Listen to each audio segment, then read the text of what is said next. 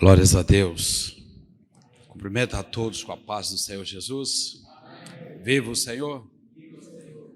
Que bom. Então, mais um minutinho de pé. Abra sua Bíblia no livro de Atos dos Apóstolos.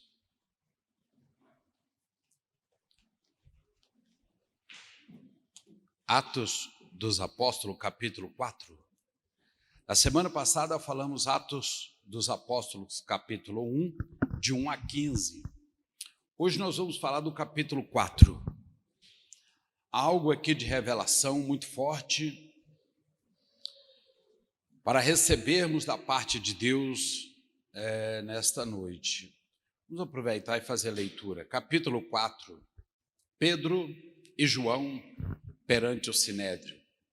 Estando eles falando ao povo, sobrevieram os sacerdotes e o capitão do templo e os saduceus, doendo-se muito de que ensinasse ao povo e anunciasse em Jesus a ressurreição dos mortos, lançaram mão deles e os encerraram na prisão até o dia seguinte, pois já era tarde. Muitos, porém, dos que ouviram a palavra creram, e chegou o número desses homens a quase 5.000 homens.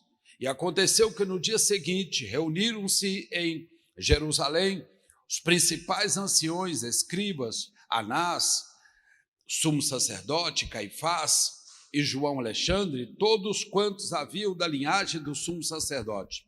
Pondo-o no meio, perguntaram: o que poder e em nome de quem fizeste isto? Então Pedro, cheio do Espírito Santo, disse-lhe: principais do povo e vós, ancião de Israel, visto que hoje somos interrogados acerca do benefício feito a um homem enfermo e do modo como foi curado, seja conhecido de vós todos e de todo o povo de Israel, que em nome de Jesus Cristo Nazareno, aquele a quem vós crucificaste e a quem Deus ressuscitou do meio dos mortos, em nome desse é que este está são no meio de vós. Ele é a pedra que foi rejeitada pelos edificadores, a qual foi posta por cabeça e pedra de esquina. Em nenhum outro nome há salvação debaixo do céu, nenhum outro nome há dado entre os homens, pelo qual devamos ser salvos. Amém? Pode todos se assentar, descanse um pouco.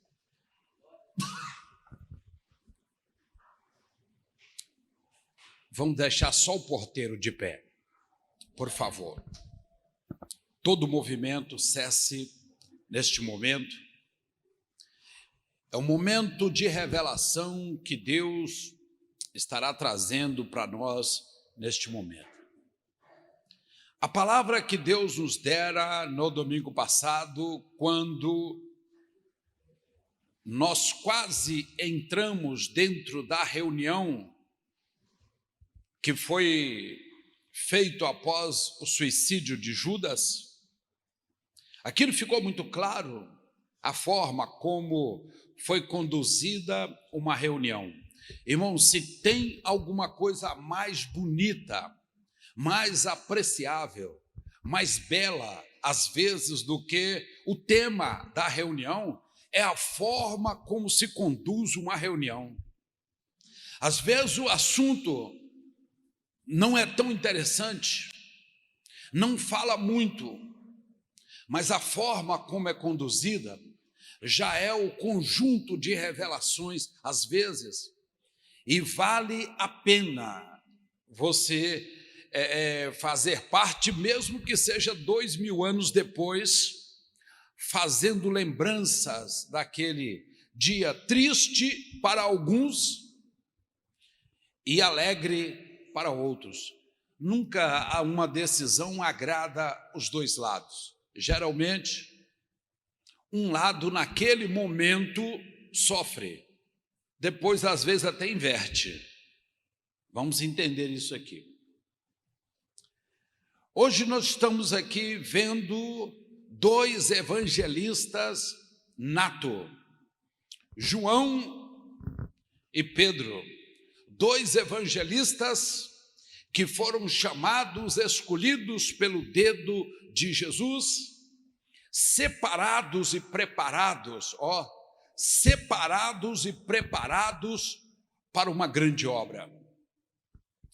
Característica de Pedro era sanguínea, ele era um homem sanguíneo, era um homem que era mais atirado a fazer fisicamente as coisas, e do outro lado você já encontra João, já com uma disposição diferente de Pedro, mais calmo, mais sereno, mais ouvido, menos força, mais espírito. E naquele momento eles começaram a fazer aquilo para o qual eles foram preparados. Palavra bonita chamada ministério. E nós ouvimos isso na religião, ouvimos na política, ouvimos nos meios empresariais, a palavra ministério, mas na maioria das vezes, quem fala muito sobre esta palavra não procura o real significado do que quer dizer ministério. É uma tradução muito simples que agrada um grupo e outro grupo não, porque ministério significa serviço. Há pessoas que quando só de falar o nome serviço dá coceira, e outros que falam serviço, ótimo, coisa boa, coisa honesta, coisa que levanta qualquer pessoa. Então, ministério, serviço. Pedro e João foram preparados para pregar próximo à casa onde eles viviam, Galileia, mais região interior, e foram preparados também para pregar diante dos magistrados, mais zona sul, Jerusalém, próximo às câmaras que faziam os julgamentos e assim por diante. Eles tinham condição de pregar, porque assim como Paulo, quando chegou em Corinto, havia passado alguns teólogos, algumas pessoas que falavam bonito ali, vindo de Atenas, descendo para o interior, que era Corinto, e chegando ali, eles acharam que Paulo era mais um dos que tinha chegado. Olhe para mim. Amanhã você vai sair, vai ao trabalho, vai ao mercado, vai à procura de alguma coisa, ou vai realizar alguma coisa, ou vai sair do lado de fora para falar com um vizinho de repente. Entenda que todos eles, ao olhar para nós, identificando como sendo um cristão, o pensamento é o mesmo, que nós somos todos iguais. Eu fiz um relato aqui há uns meses atrás de uma senhora, ela gravou o depoimento dela, dizendo que quando eles chegaram em São Paulo, na década de 30, ela já está bem idosa, ela disse que os pais foram para São Paulo para a plantação de café e que rapidamente eles aprenderam a colocar apelido em todo mundo, porque não conseguiam comunicar com as pessoas se não colocasse apelido. É o careca, é o gordo, é o magro, é o feio, é o bonito, é o que tem uma mancha, que tem um olho grande, tem um olho pequeno. E ela disse assim que eram apelidos assim, que ela colocava nas pessoas porque não conseguia diferenciar um do outro. Olha que eu estou falando de um casal de japonês, e eles chegaram em São Paulo e acharam que todos pareciam um com o outro, tinham que colocar apelidos para conseguir diferenciar um do outro. Nós não pensamos isso, mas eles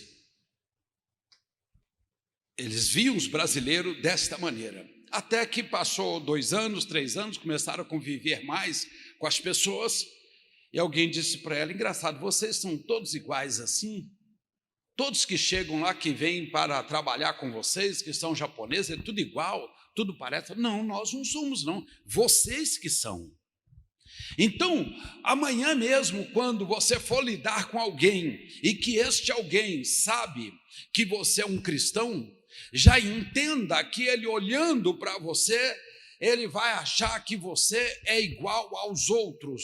Não sei quem são os outros que estão na cabeça deles, mas eles vão pensar que você é igual aos outros. Foi mais ou menos o que aconteceu com Pedro e João. Foi mais ou menos. Porque chegaram numa região e começaram a falar e fazer aquilo para o qual eles foram treinados por Jesus. Há muita teoria, muita prática, muito acompanhamento, muita aula prática, muito em 2 anos e meio, aproximadamente. Não foi todo o ministério de Jesus, foi uns 2 anos e meio treinando. Mas todos, quando olhavam para eles, achavam que eles eram todos iguais. Então, eles colocaram em prática aquilo que havia aprendido. Havia uma pessoa doente, uma pessoa que precisava de um milagre ou de operação de maravilha, porque ele era coxo desde nascença. E estando em contato com o evangelho pregado por Pedro e João, as pernas se endireitaram e aquilo que era um aleijão e que era motivo para ele estar na escadaria do templo, agora já não era mais, porque ele levantou, pulou e saiu correndo para dentro do templo. E foi um alvoroço em Jerusalém, e foi um alvoroço naquela região, principalmente porque Pedro e João não eram dali. Então é como você pensar, alguém vem de outra cidade e vem fazer algo na sua cidade. Quando é cidade interior, bem pequena, é mais fácil você ser parado por alguém assim. Poxa, mas você veio de tanto longe para fazer isso aqui dentro da nossa cidade? Ou melhor, será que não teríamos aqui mesmo alguém que pudesse fazer isso? Tem que vir alguém de fora e tal. Então, de uma forma, o ciúme, a inveja, o despeito, porque aconteceu o milagre, não tinha como dizer ao contrário, porque o paralítico todos os dias era colocado por alguém na porta do templo. Vamos dizer que era um empresário que tinha alguns paralíticos que gostavam de pedir dinheiro. Então ele levava um, colocava na porta chamada Formosa, colocava o outro lá próximo da porta das ovelhas, no tanque de Betesda, colocava o outro na estrada de Betânia, só lugares movimentados, e no final da tarde recolhia novamente os paralíticos, os coxos, e recolhia o dinheiro e dava uma parte para aqueles que pediam e que recolhiam o dinheiro. Quando esse empresário de paralíticos chegou ali, próximo ao templo, na porta chamada Formosa, ele não encontrou o homem, e havia um alvoroço dizendo, olha, o homem ficou curado. Ele pediu para Pedro e João que desse um pouco de dinheiro para ele, e Pedro e João olhou para ele e falou, você faz aquilo para o qual você foi treinado, mas eu não tenho prata e nem ouro, mas aquilo para o qual eu fui treinado, que eu tenho, eu te dou, que é em nome de Jesus Cristo Nazareno, levanta e anda. E aquele paralítico andou. Pastor, o senhor acredita que naquele exato momento, na cabeça de Pedro e de João, eles acreditavam 100% que o rapaz ia levantar? Não sei, não posso te dizer, porque na maioria dos milagres, aquele que opera é o primeiro que fica surpreso. Porque toda operação do Senhor causa estranheza, porque aquilo que nós não conhecemos, para nós é estranho. Então você ministra, mas não sabe o que vai acontecer, porque de um lado é um, de um lado é outro, e cada um tem uma vivência. Aqueles homens foram cercados pelo sinédrio. Irmãos, naquela época havia várias câmaras, fortalezas, que decidiam acerca de situações. O governo era romano, o chefe ficava em Roma, e de lá ele comandava também Israel através dos Herodes, através de César Augusto e outros, mas o governo central, a corte central, era em Roma. É muito simples você lembrar quando o apóstolo Paulo foi julgado, não vamos usar um vocabulário jurídico dos dias de hoje aqui no Brasil, que ele foi julgado pela primeira instância em Israel e foi condenado, mas ele tinha direito a uma instância superior, a estar perante César, porque ele tinha dupla nacionalidade e ele requereu o direito e deram para ele o direito de ser ouvido lá em Roma, na presença de César.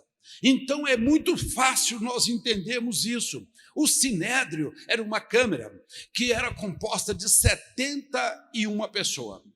Havia sacerdotes, havia fariseus e havia anciões.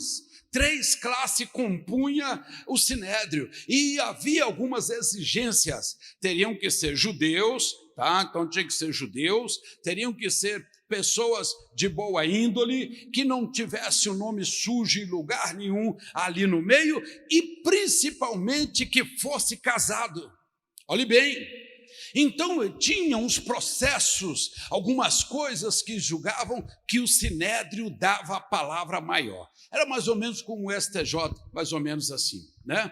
Que dava a palavra. Um juiz dá uma palavra, vem o recurso, dá uma palavra, um ano depois eles pensam bem naquela palavra e tira a palavra da segunda instância, derruba da primeira instância e chuta tudo. É mais ou menos assim, desfaz da palavra que os outros deram, e todos eles são juízes da mesma maneira. Mas uns julgam por interesses, outros julgam pelas causas mesmo.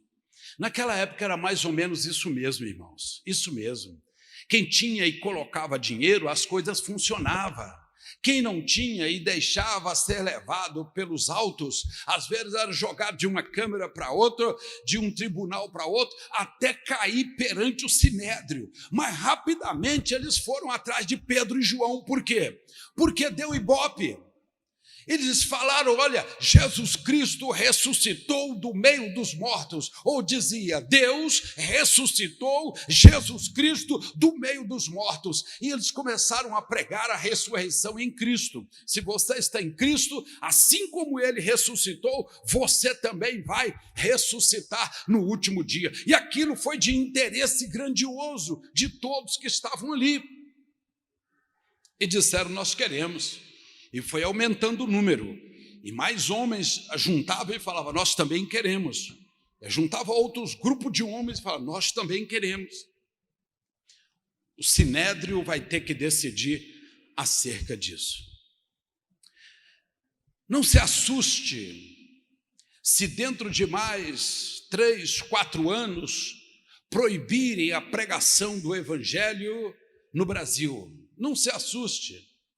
Pastor, isso é culpado, é o fulano, não. Isso é fim dos tempos mesmo. No fim dos tempos ia acontecer isso. Não é porque entrou o fulano ou porque o outro que eles ressuscitaram ele entrou. Nada disso, é porque é o final dos tempos. Já estão fazendo isso em uma boa parte do mundo, já estão proibindo o uso da Bíblia, já estão proibindo você fazer discurso voluntário, como eu estou fazendo hoje. Só é permitido fazer o discurso aquele que a justiça decidiu que você pode falar naquele dia por tantos minutos e há algumas palavras que não podem ser faladas. É mais ou menos o que estava acontecendo na época do Sinédrio. Querem pregar, mas não pregue a ressurreição. Querem pregar, mas não ajunte tumulto de pessoas. Querem pregar, mas não falem desse Jesus. E assim por diante.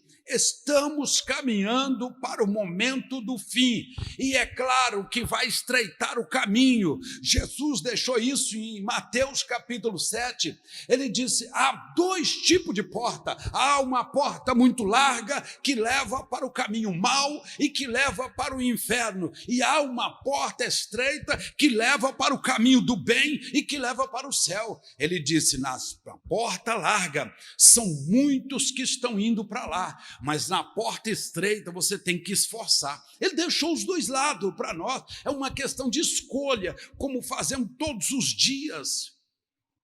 É uma questão de escolha que ninguém vai interferir. Caso você queira, eu quero a porta larga e pronto, acabou. Ninguém vai parar na sua frente. Um Deus vai parar, um anjo vai parar, um espírito vai parar diante de você para que você não vá. De maneira nenhuma. Só anda atrás de nós aquilo que nós gostamos. Sim ou não? Repara para você ver. Só anda atrás do ser humano aquilo que ele gosta. Eles reuniram e falaram, temos que parar esses homens a qualquer custo. É o seguinte, é uma ordem arbitrária, mas nós gostamos de usurpar no poder e vamos mandar prendê-los agora mesmo.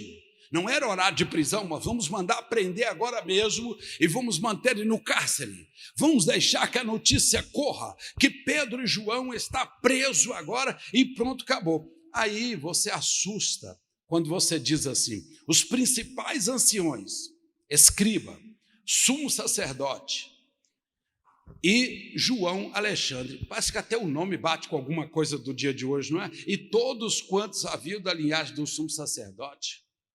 Eu sei que o nome não manda muito, o nome é aquilo que a pessoa é, ou a pessoa é aquilo que o nome é, mas até os nomes batem dessas pessoas que agem arbitrariamente contra aqueles que pregam o evangelho. Contra aqueles que querem fazer algo que mexe com aquilo que eles acham que tem, mas não tem, que é o poder. Eles acham que tem e acham que são, ou melhor, já nem acham que tem, acham que são o próprio poder. Quando você chegar em Cesareia do Mar, e você chegar ali num anfiteatro com mais ou menos 3.000 lugares, você vai imaginar que ali da sacada do palácio, onde um dos palácios de Herodes o Grande discursou ali naquele palácio para milhares de pessoas em frente ao mar Mediterrâneo, num lugar lindo, bonito, apreciado até hoje. Ele fez aquele grande discurso e um grupo disse, ele fala, as palavras dele parecem com as palavras de Deus.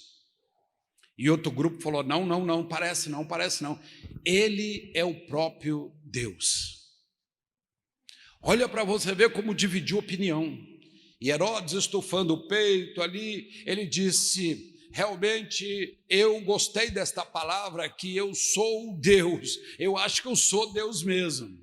E a Bíblia diz, naquele mesmo instante, um bicho, veio um verme e começou a comê-lo, diante de toda a sua riqueza, das suas toneladas de ouro, de pedras e de dinheiro, e de embarcação que ele já saía no Mediterrâneo em direção de Roma.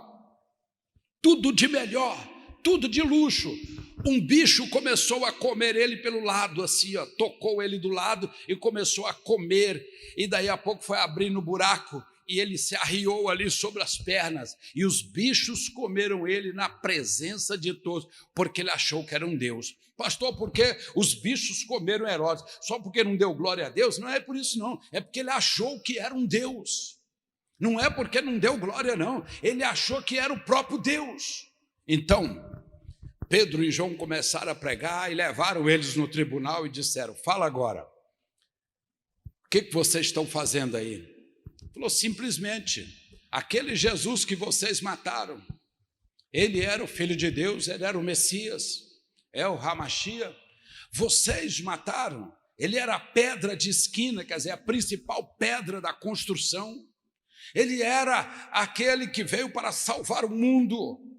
E vocês desprezaram e mataram, mas Deus ressuscitou ele dos mortos. E esta pessoa que está aí junto com vocês, viva, curada, sarada, foi curada pelo poder que há no nome de Jesus Cristo Nazareno que vocês mataram. A verdade dói, e falar a verdade perante os tribunais dói mais ainda, porque eles não gostam de ouvir. Mas Jesus, quando esteve aqui na terra, através do seu ministério, ele deu muito ensinamento, irmãos. Essa questão que vocês estão sentados e eu estou em pé, isso é coisa nova. Lá nas sinagogas se ensinavam sentado, não tinha ninguém em pé no meio. Porque é só você lembrar de uma coisa: se alguém falar para você, olha, eu vou te dar um contrato agora, tá bom? Você vai começar a trabalhar para mim ganhando 20 mil reais, você diz, olha, coisa boa, ganhando 20 mil reais é bom. É claro que você fala, onde tem uma mesa para que eu possa sentar? Na mesma hora, porque coisa interessante, você procura se assentar para resolver, não é verdade? Mas um amigo que te chega para falar alguma coisa e sair, você fala, não, tá bom, ótimo, vai, tchau, vai com Deus. Você nem procura sentar, porque se assenta para as coisas que são mais preciosas, assim como a Escritura. Então todos se assentavam para ouvir sentado, e eram os ensinos em roda, em forma de grupo, aí sai um grupo e vem mais um grupo, e Jesus trabalhou no discipulado muito, com alguns pontos. Evangelização em primeiro lugar. Não fique sem evangelizar em nome de Jesus, quer dizer, faça mais um discípulo de você mesmo. Mostre que você entendeu a doutrina, mostre que você é verdadeiramente um discípulo dele. Depois de 2000 anos, ainda está gerando discípulo. Evangelização, através da evangelização, liberte as pessoas que estiverem presas. O que é presa, pastor? É só cigarro, maconha, bebida, prostituição, esse tipo de coisa? Não, existem outras cadeias até pior do que essas, porque essas, segundo Gálatas 5:17 a 22, são os pecados da carne, mas no 23 em diante tem o fruto do Espírito, então um combate o outro, mas tem coisas piores do que isso, muito piores. Então o Senhor falou, liberta, chama-os para fora do mercado,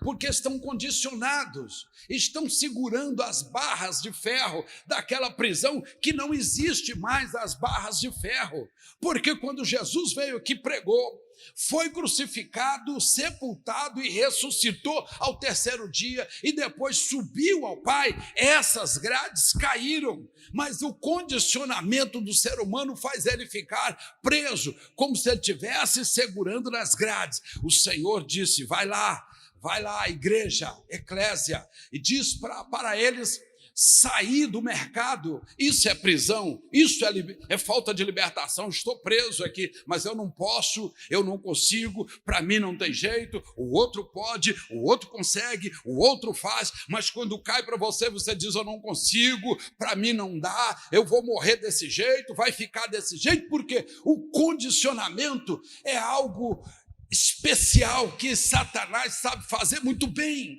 condicionar um homem. Então a igreja vem e fala, ei, não existe mais grade não, deixa eu passar a mão para você ver aqui, olha aqui, você está livre, meu irmão, dá um passo para frente, sai dessa cadeia, desse mercado de escravo. Foi isso que Jesus falou. Pregue libertação, pregue cura. Tem alguém enfermo? Chame os presbíteros. Tem alguém doente? Unge com óleo, chame os presbíteros. A oração da fé levantará o enfermo. Tem alguém triste? Tem alguém doente? Então ele deu as instruções. Tem alguém alegre? Cante louvores. Pregue cura. Prega o revestimento. Pastor, quando falamos de revestimento, o primeiro é sempre a purificação? É sempre a purificação, né, irmãos? Porque primeiro se limpa, para depois você trabalhar, não é verdade? Primeiro se veste, depois você trabalha. A purificação é o primeiro passo. O que nós aqui do lado ocidental acostumamos a chamar de batismo, né? Que batismo é até fraco demais o nome, na sua interpretação no original, que só fala para você fundura de água, que a cabeça tem que estar por baixo d'água, só isso. Mas que tipo de água? Não fala. Então a purificação te fala que tem que ser por baixo d'água e tem que ser águas que correm. Então a purificação é o primeiro revestimento é o primeiro revestimento. Mas qual é o segundo? Certa feita, João estava batizando naquela região do Jordão e ele disse: olha, eu vos batizo com água, mas outro virá depois de mim, e eu não sou digno nem de desatar a sua sandália, este vos batizará com o Espírito Santo e com fogo.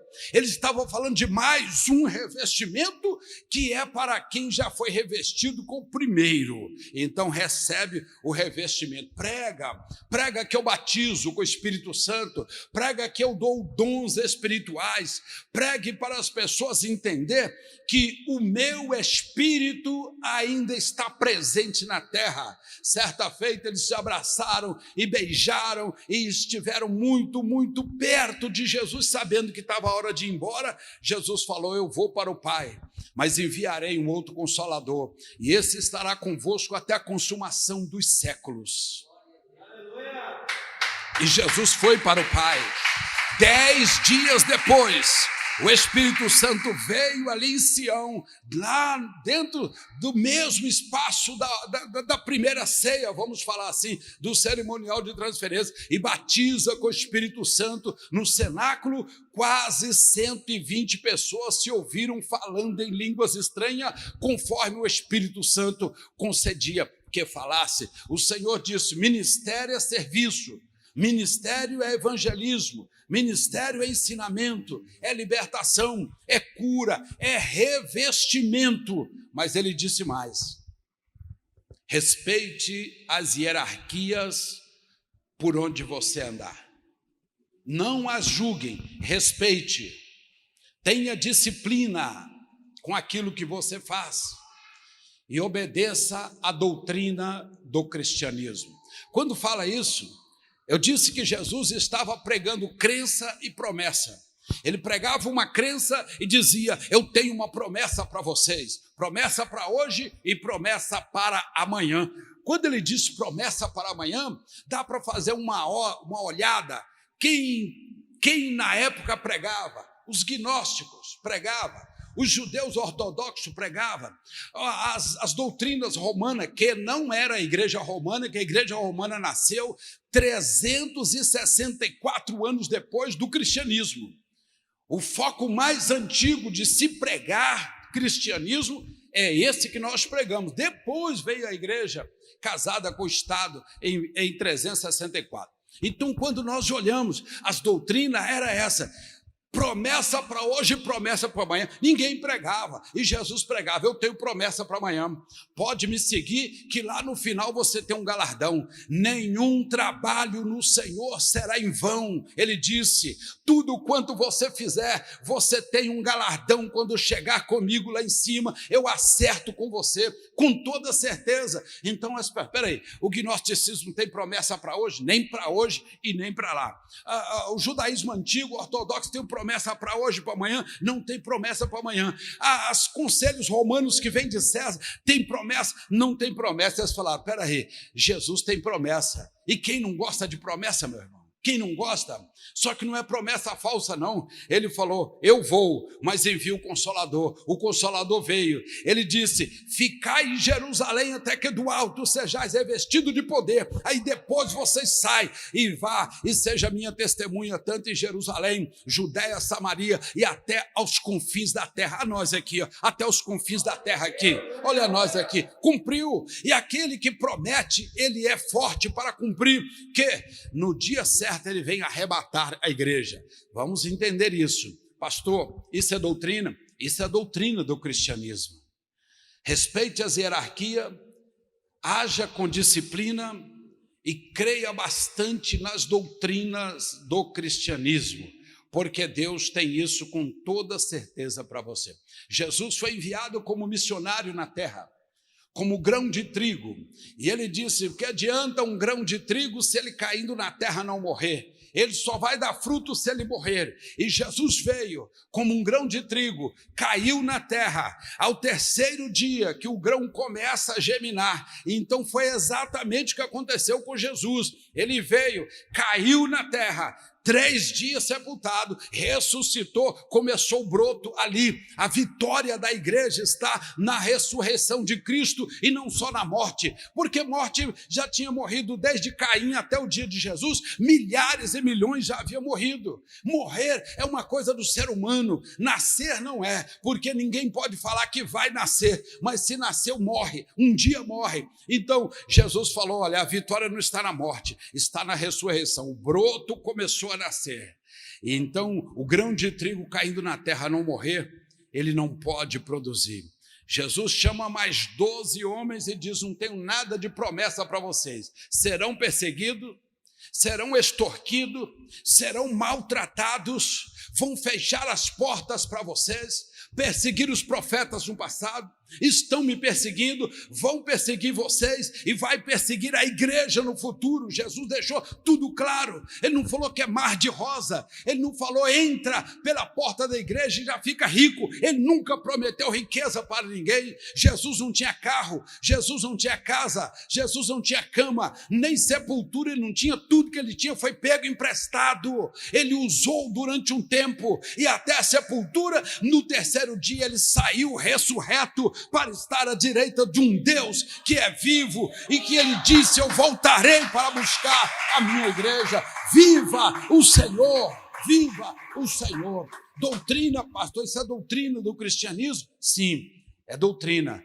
12 homens, preparou 12 homens. Vocês não esperam nada em troca, não. Façam. Se te pedir o terno, dê a camisa de baixo. Se te pedir a túnica, dê também a capa. Foi isso que Jesus falou, entrega. Você não vai precisar disso. Se te obrigar a caminhar 1 milha, caminhe 2 milhas com eles. Mas não deixe de fazer aquilo para o qual você está sendo preparado para fazer. Não negue o seu chamado, não negue o seu ministério. O ministério é serviço. E naquele momento, os 12 homens, se você for ver a história, 11 foram assassinados, um suicidou, que foi Judas, e se partiu pelo meio. As entranhas dele saíram todas, né? Ficou pendurado pelo meio numa corda, morto. Veio Matias, e 11 deles foram assassinados de forma cruel, sem dar direito à defesa, de forma cruel, contundente. E pegaram ali, só ficou um, que foi João, esse João. Pastor, por que esse João não morreu? Porque ele era amigo do procônsul Cláudio, era uma amizade familiar, há muito tempo. E todas as vezes que chegava os papéis do Sinédrio, ele olhava, o procônsul falava, peraí, esse aqui você deixa comigo, que eu resolvo o caso dele. Os outros vai matando, esse aqui deixa comigo. E foi prolongando a vida de João, prolongando, até o momento que não deu mais, porque João não parava de falar de Cristo. Até o momento que eles disseram, olha, se ele não parar, nós vamos ter que matar, ele já está com 80 anos, mas vamos ter que matá-lo. Ele disse, tem problema, não vou resolver isso. Exilou João lá na ilha de Pátmos, 60 quilômetros nas costas do Mar Egeu, da Turquia para fora, colocou numa ilha onde só estavam presos. Era mais ou menos os irmãos mais velhos aqui, sabe, da prisão da Ilha Grande, no Rio de Janeiro, era mais ou menos aquela prisão na ilha, não é isso? Quem conseguir sair dali, os tubarão comem, não tem como fugir, mas se fugir, os tubarões comem. Deixa lá, deixa na ilha de Pátmos, um albatroz lá do outro lado, sozinho lá, deixa lá, no meio de outros marginais. Mas diz a Bíblia em Apocalipse capítulo 1, eu estava ali, e de repente uma voz falou comigo, e quando eu virei para ver quem falava comigo, o seu cabelo era branco como a lã, o seu peito como ouro, um cinto amarrado, o seu pé como latão assacalado no fogo, da sua boca saiu uma aguda espada de 2 gumes, e quando eu olhei, caía aos seus pés como morto, mas ele me pegou pela mão direita e falou: levanta, eu sou Jesus Cristo, estive morto, mas eis que estou vivo, e eu tenho nas minhas mãos a chave da morte e do inferno nas minhas mãos. Irmãos, se tem algo maravilhoso que nós elogiamos, é quando você mete a mão no bolso: cadê minha chave? E você tem sua chave aí. É bom demais, isso aí é liberdade, isso aí te dá direito de ir e vir. Isso aí faz você uma mulher, faz você ser um homem, um molho de chave, a chave do lugar que eu moro. Isso é ótimo. Agora, quando você vê Jesus falando para João: João, eu estive morto, mas estou vivinho, viu? Há 60 anos você me via na cruz, pregado na cruz. Você me acompanhou e me viu subindo acima das nuvens, mas eu estou vivo. E tirou a mão assim como se tirasse. É claro que não tirou, é uma linguagem figurada. É como se ele tirasse um molho de chave assim e falasse: eu tenho nas minhas mãos a chave da morte, ela não tem poder sobre mim. Ela não tem poder sobre mim. E tenho também a chave do inferno, quer dizer, Satanás não tem, nem a chave de onde é a casa dele, ele não tem. Isso é para nós entendermos a riqueza que é ser um cristão. 12 homens, durante 40 anos, evangelizaram até o último que precisava ouvir falar de Jesus, até o último. Olha que coisa interessante, 40 anos de evangelização, o mundo todo foi evangelizado, 40 anos. Alguém diz: pastor, mas se o último ouvisse falar de Jesus, Jesus tinha vindo. Uma vez eu estava pregando lá em Vila Velha, ao final do culto, um senhor muito assim, bonito, forte, vi que era uma pessoa madura na fé, e ele me interpelou dizendo assim: pastor, você naquele momento, você deixou uma dúvida. Eu falei: o que foi? Você disse que todo mundo foi evangelizado. Eu disse: sim, todo o mundo foi evangelizado em 40 anos. Mas se tivesse sido evangelizado, Jesus tinha voltado. Eu disse: mas onde você leu isso? E ele pegou Mateus 24:14 e leu para mim: e este evangelho do reino será pregado a todos os povos, em todas as línguas, nas nações, em favor de mim, aí então virá o fim, ou em testemunho de mim, aí então virá o fim. E ele me mostrou. E eu me alegrei mais ainda com esta mensagem. Falei com ele: olhe bem, são muitas mensagens que comprovam isso, mas já que você pegou esta, aí está falando o fim. Arrebatamento não é o fim, é o começo. 69 semanas de Daniel 2, as 70 semanas, 69 semanas se cumpriram com Jesus pregado na cruz. E antes que ele entregasse o Espírito ao Pai, Deus colocou o dedo na história para que não completasse as 70 semanas, porque se completasse, se fechava o rolo profético. Deus colocou o dedo e segurou, com uma linguagem figurada, me entenda aqui, como se fosse um grande relógio, muito maior do que o Big Bang, e ele colocou o dedo ali e falou: fica parado aí. Enquanto o meu dedo estiver aqui, eu abro na terra o tempo da graça. Eu abro a graça. Ele veio, escreve João capítulo 1, versículo 11 e 12. Ele veio para o que era seus, mas os seus não receberam. Mas a todos quanto receberam, dou-lhes o poder de serem feitos filhos de Deus, a saber, os que creem no meu nome. Então ele falou: eu abro. E Deus colocou o dedo segurando o ponteiro ali. Mateus 27:51. E o véu do santuário se rasgou de alto a baixo, e houve uma comunicação entre o eterno e a sua criação. Quando nós vimos isso, pastor, e o dedo de Deus ainda está lá, ainda já tem 2000 anos, mas quando a Bíblia diz que para nós 1000 anos é como um dia como 1000 anos perante Deus, eu não sei quantos segundos tem que Deus está com o dedo ali. Para nós já tem 2000 anos que o evangelho vem sendo pregado nos 4 cantos da terra. O arrebatamento está chegando, não é Jesus está voltando não, ele não está voltando agora não, é o arrebatamento da igreja. Pastor, mas não é a mesma coisa? Claro que não, irmãos. O evangelho do reino será pregado a todos os povos, aí então virá o fim. Fim é quando Deus tirar ali o dedo, aí as coisas começam a andar, ainda não é o fim. O fim é depois, quando chegarmos na Nova Jerusalém. Arrebatamento é começo de um novo tempo. É começo de um novo tempo, é conclusão de um rolo profético. É as 70 semanas se cumprindo com a grande tribulação e nós passando por cima sem ter nada aqui junto com a grande tribulação. Deixa para quem quiser sofrer, não é para nós. O Senhor já disse, vocês não terão nada agora, mas depois vocês terão uma proteção. Quem busca muita coisa agora vindo do Evangelho é porque não está preocupado com a proteção. Ou você escolhe a proteção ou escolhe ficar em busca de coisas materiais que vão ficar aqui. A coisa mais interessante, um dos homens mais ricos, uma das famílias mais ricas do mundo, ou talvez até a família mais rica.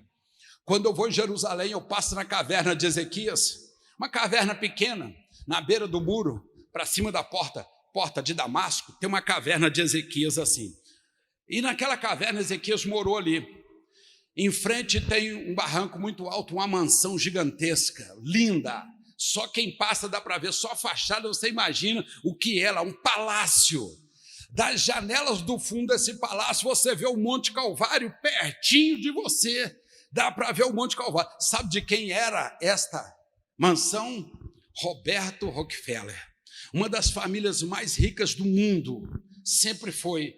Quando Roberto Rockefeller morreu, os advogados, os grandes advogados, com seus honorários gigantescos, pausaram para a reunião diante das câmeras e um repórter do New York Times chegou e perguntou diretamente, olha, você pode falar o que o Roberto Rockefeller deixou? Que eles iam falar assim, sei quantos trilhões e mais uma coisa. Sabe o que o advogado falou? Ele deixou tudo, ele não levou nada. Está lá, registrado lá, só você ler. Ele deixou tudo, ele não levou nada. E é assim a vida do ser humano. Ele deixa tudo, ele não leva nada. Então vamos preocupar com aquilo que é eterno, vamos preocupar com o de cima, porque o material, ele é consequência do seu espiritual. Se você estiver bem espiritual, o material agrega em você, porque Deus vê que você não está agarrado nele. Quanto menos agarrado no material, mais disponível para o seu uso, porque na realidade não é nosso, somos mordomos, tomamos conta de algo que não é nosso. Então, quanto mais despreendido, mais Deus confia nas suas mãos para que você administra durante o tempo que você ficar aqui. Viva! Viva! Então, falei para aquele moço, o dedo de Deus está ali, filho. Ainda não é o fim, não. É o começo, tá certo? 40 anos, todo o mundo foi evangelizado e soube que Jesus Cristo é o Senhor, que Jesus Cristo veio para salvar o homem, que Jesus Cristo veio por causa de 3 coisas, diga 3 coisas. Jesus veio com uma visão, Jesus veio com uma missão e Jesus trouxe os valores. Olhe bem que coisa interessante. Jesus trouxe uma visão, veio com uma visão, o grão de trigo tem que morrer para que crescer, ele veio com uma visão. O que era uma visão? A visão é o que você faz e para quem você faz. Quando a Bíblia diz, em Provérbios, ela fala uma coisa interessante. Provérbio 23, nós passamos, hoje é 30, passamos pelos provérbios esse mês todo, com certeza você leu essa passagem. Não havendo profecias, o povo se dispersa. Ele não diz não havendo pastor, não havendo missionário, não havendo igreja, ele não disse isso. Ele diz profecia, que no original, essa profecia, a palavra certa é visão, com os olhos abertos. Não é aquela visão que você tem esporadicamente, quando está ali orando 3 dias de jejum e Deus mostrando. Essa é uma. Essa de Provérbios é aquela que você faz o projeto. Porque no 16 ele disse que o homem faz os planos, mas a resposta certa vem de Deus. Então, não havendo visões, o povo dispersa. Visão, pastor, é o que e para quem você vai fazer. Jesus tinha isso bem definido. Pastor, eu quero montar um negócio para mim. Se você não tiver visão, não adianta você montar. É 1 ano, 1 ano e meio fazendo dívida e depois fecha. Milhares por ano. Nós estamos vendo isso na nossa porta todo dia. Por quê? Porque não tem visão. Até a igreja abre e fecha. Por quê? Porque não tem visão. Visão é o quê e para quem? Jesus sabia isso muito bem definido. Depois ele vem com a missão. Missão é onde, com quem e durante quanto tempo? Onde, com quem? Jesus disse, vamos começar em Jerusalém, Judéia até os confins da terra, vamos pegar 12, com quem? E vamos até a consumação. Você tem que ter isso definido dentro de você. Porque Jesus tinha a missão definida. Onde? Com quem? E em quanto tempo? Eu disse, 40 anos o mundo foi evangelizado. Terceira e última coisa, os valores. Eu sempre, quando falo valores, eu tenho que falar do preço. Quanto custa, meu irmão, o seu carro? 20? Faz por 15? Não, de maneira nenhuma. 19,5, 17, 18, 17,100, 18, 17, 110. E você pode ficar o dia todo. Sabe por quê? Preço foi feito para ser negociado. Sobe, desce, sobe, desce, sobe, desce. Não existe preço errado. Tudo que foi combinado está certo. E é feito para você chorar mesmo. Nunca aceite um preço de uma vez só, seja o que for, mesmo que já tenha a tabelinha. Não, mas aqui a tabelinha mostra que é 200. Eu pago 150. Aprenda a negociar. Todo mundo faz curso para vender, mas não faz curso para comprar. Você entendeu? Todo mundo quer fazer curso de autoajuda para aprender a vender, mas não sabe comprar. Comprar é a melhor coisa que tem, você tem que chorar. Preço é para ser negociado, mas valores não se negociam. Deixei bem claro. Valores não se negociam. Se uma pessoa negocia os seus valores, é uma pessoa que não vale a pena você nem ter na sua agenda como conhecido, nem como amigo. Não vale a pena. Os valores não podem ser negociados. Essa época agora, é muito fácil. Pessoas chegar te oferecendo tudo. Olha, eu estou entrando, sabe, para a política, e se você me ajudar, eu te dou isso, isso e isso, eu arrumo uma vaga para você que não sei o quê. Meu irmão, não negocia não. Cuidado para você não se vender por migalhas de dinheiro. Cuidado para você não se vender e se comprometer a sua salvação, porque não compromete pelo voto, não compromete por você ser, mas compromete por você se vender. Você se torna pior do que a pessoa, porque ele te ofereceu e você vendeu para ele aquilo que não era para ser vendido. Não negocie os seus valores de maneira nenhuma.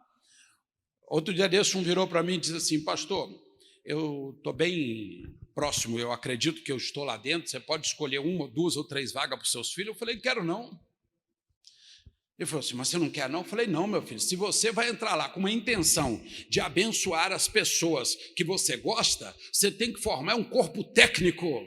As pessoas para estar lá dentro têm que ter formação superior para assumir aquele cargo. Não é o filho do meu amigo, a nora do meu amigo, a minha amante, ou a minha conhecida, a minha ex, nada disso. Eu disse: nada disso. Se você pensa assim, eu já vou até pensar se eu vou votar em você, porque você já iniciou negociando os seus valores. É corpo técnico, não é amizade não. Quantos estão entendendo? E eu tenho que ser maduro. Se eu não tenho formação para aquilo, para eu chegar e falar assim: olha, eu gostaria de ter essa vaga, mas eu não tenho formação para isso. Por isto Jesus, Pegou os 12, pastor, sentou com eles, muitas e muitas vezes perguntou: vocês entenderam? Dá para explicar de novo? Dá para explicar de novo. Vamos começar de novo do zero outra vez. Vamos começar. Evangelização, libertação, curas, revestimento, 2 revestimentos, serviço, ministério é serviço.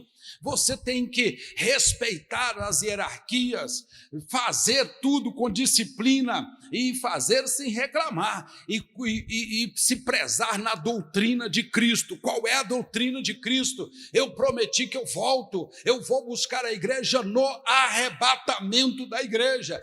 Você quer ver uma mensagem falsa? É aquelas que as pessoas dizem assim: irmão, Jesus está voltando, como se fosse um anunciador de carnaval, de uma festa, de um artista, de um boiadeiro. Jesus está voltando, quantos creem? Aí a pessoa não pensa na hora de levantar a mão e peca. Eu creio. Quantos creem na vinda de Jesus? Todo mundo isso é maldição, meu irmão. Porque quando você diz que você crê na vinda, você está saltando o arrebatamento, e a promessa da igreja é o arrebatamento. A vinda é para os judeus, é 7 anos depois do arrebatamento. Primeiro arrebatamento, primeiro Deus tira a igreja da terra, depois deixa a terra ficar ali, que tirou o dedo, aí as 70 semanas vai se cumprir durante a grande tribulação, e deixa aqueles que estão presos no materialismo passar por aquele momento. Terminou 7 anos, Jesus volta com a igreja. Como eu vou esperar a vinda de Jesus se eu estou no meio da comitiva? Eu estarei voltando 7 anos depois, e você também, no monte, bem nas colinas do Monte Carmelo, em frente ao Meguido, para ver a batalha do Armagedon, e nessa nós não temos que pelejar, o Senhor pelejará por nós. Josafá, glória seja dada a Deus. Se você nunca foi a Israel, por motivo ou outro não conseguiu chegar lá até esse dia, pode ficar tranquilo que você vai descer lá nas colinas do Monte Carmelo e vai assistir a última batalha. Deixa essa palavra com a igreja hoje. Visão é o que e para quem. Missão é onde, com quem e quanto tempo. Valores não se negocia, inegociável. Não se venda por migalhas e se comprometa para ficar preso e vender sua salvação. Existem coisas que são inegociáveis. Mas é para um amigo, é para a mamãe ou é para fulano de tal. Inegociável. Quantos entendem?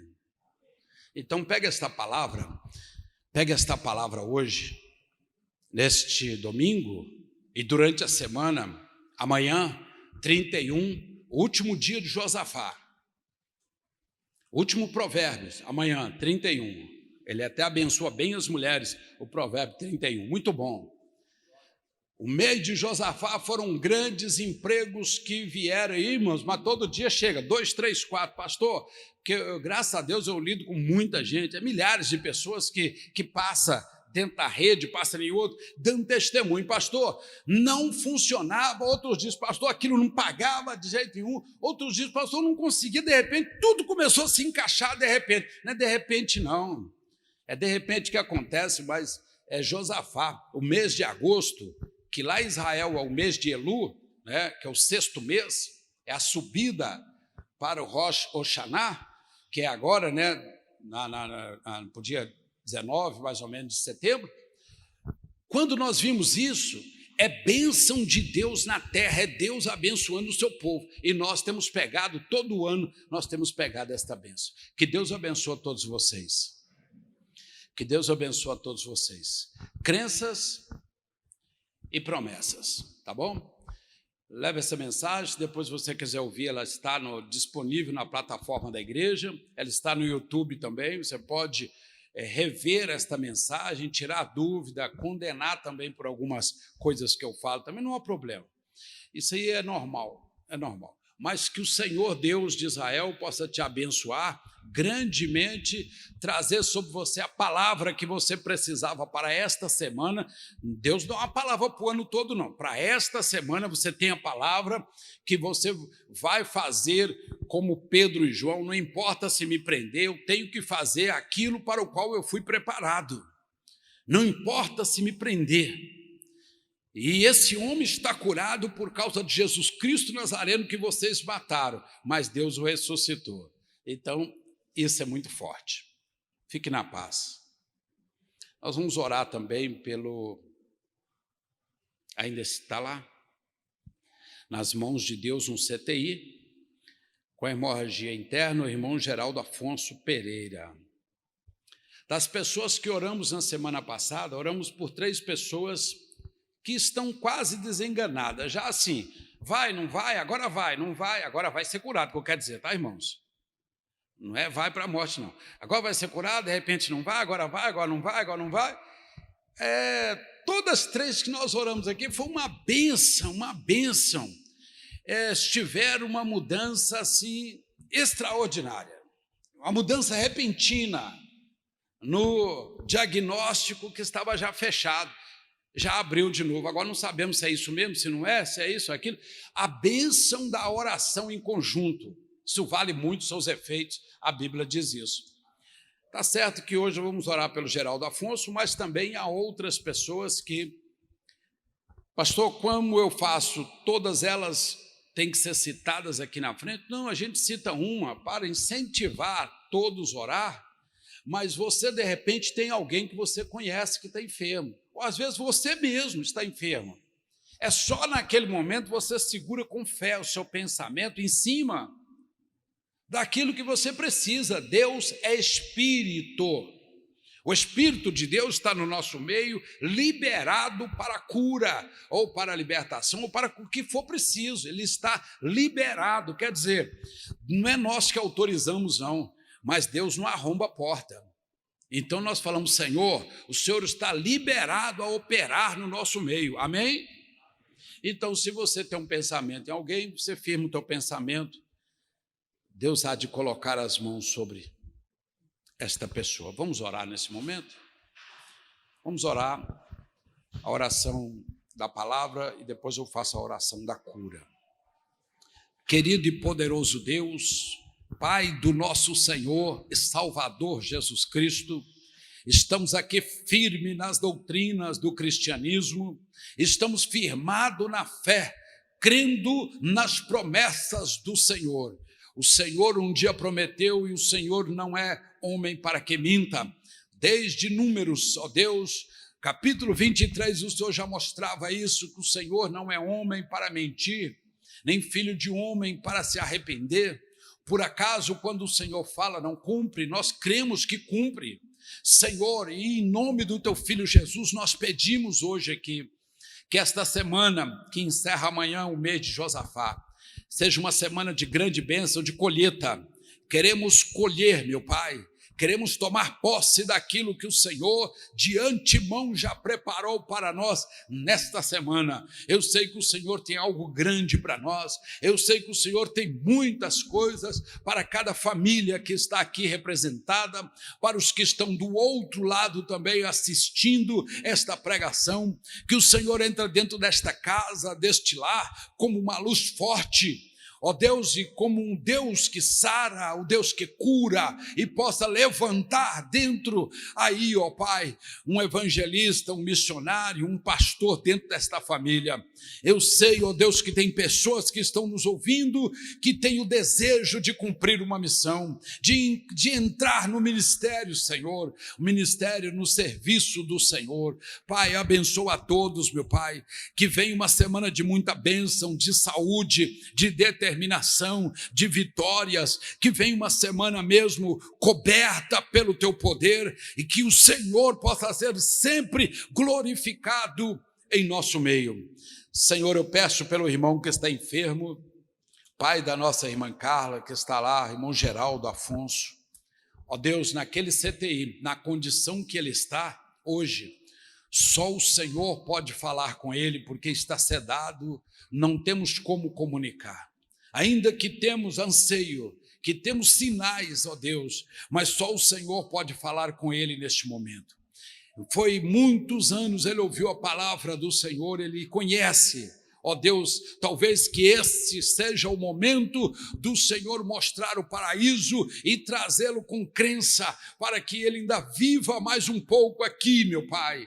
Mas entregamos nas tuas mãos, ó Deus, que o Senhor faça o melhor, ó Deus, para o irmão Geraldo nesse momento, mas livra a alma dele do inferno. Nós entregamos ele nas tuas mãos, Senhor, entregamos toda a família nas tuas mãos e cremos que o Senhor é poder para o levantar dali. Basta uma palavra tua, meu Deus, eu sei disso. Confirma a tua bênção em nome do Senhor Jesus Cristo. Amém. E viva o Senhor. Dê uma salva de palmas para o Senhor. O Senhor merece toda a honra e toda a glória. Me dá mais um minutinho, por favor. Só mais um minutinho. O culto termina cedo, ainda bem, é bem cedo, graças a Deus.